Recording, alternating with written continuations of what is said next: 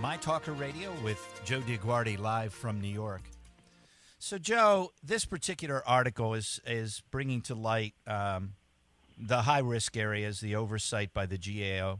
How are we going to turn this around? It's like this runaway train, as I said earlier this morning. And it just came around the last curve, and it slowed down to 150 miles an hour instead of 180. And all we do is go, well, that's better than what it was. It's still going to kill you? Yeah, but, it's better than it was. We just don't seem to be able to get our hands around, our arms around this behemoth, as Rand Paul just said this week, this behemoth of a government monster that has tentacles in everything in our society.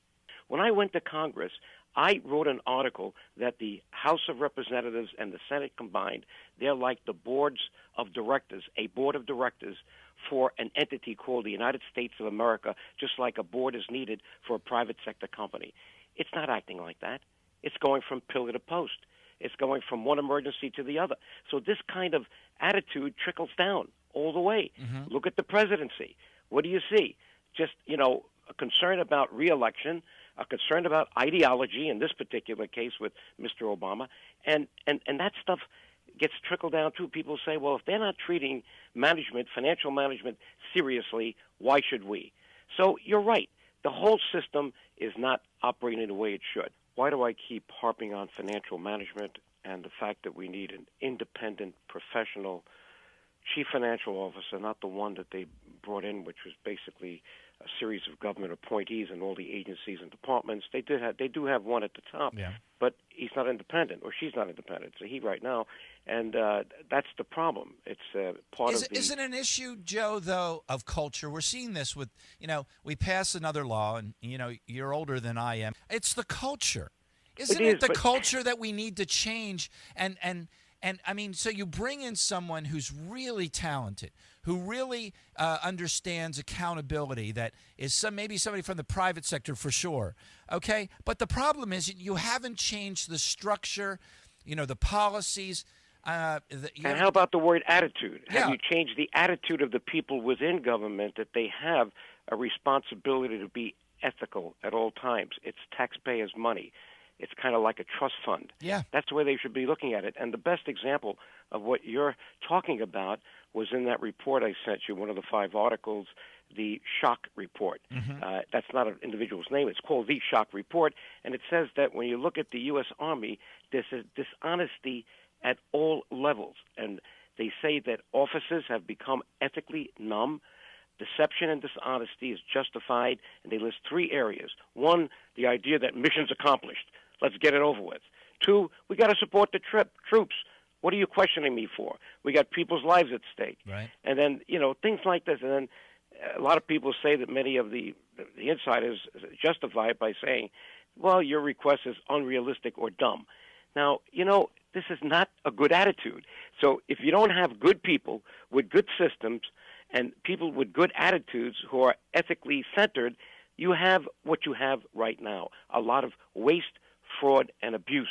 And this is what you're seeing in these articles I've sent you. And then they say it to us, of course, and you know this, oh, you can't run the government like a business. Well, guess what? We've tried to run it whatever idea you have, and because because those checks and balances, in other words, you're still going to get the money whether you're a total, complete failure and your organization's dysfunctional. You've taken away all the checks and balances. So after decades and generations, you are just a failed, dysfunctional organization that is sort of like stuck in the mud. You know what I mean? They can't get out of the mud. Right. And why do you think that's happening? One of the things that was pointed out in one of the articles I sent you, where they list the 5 government reforms that could save billions. Right. And I didn't know there was an organization, another think tank, or what would you call it, an oversight organization called the Project on Government Oversight. It's a 501c3 called POGO. That was the acronym. And they make a very good case that, you've had this revolving door of lobbying, lack of lobbying transparency. It's on autopilot, where you go from your job in the public sector to being a lobbyist for the private sector. Mm-hmm. And I saw this clearly when I went out in November to the Reagan National Defense Forum. Here we were all sitting, 600 people, on the Air Force One in that beautiful library, and you look around, and who's there? Who's supporting it? It's the private sector, all the contractors. Mm-hmm. Lockheed was there. I can go down the whole list. And they're sitting now at each table next to the people they deal with. And many of them know each other because they were either in the private sector that went to the public sector or vice versa. Yeah. So there's too much handshaking going on underneath the table, and we need a lot more oversight to make sure that the public is not really getting a bad deal when it comes to these things. And that's what I've come back to with you, because you've been there and done it. I don't understand. We have all these committees. These are, I mean, let's look at the pure vision of the structure of government.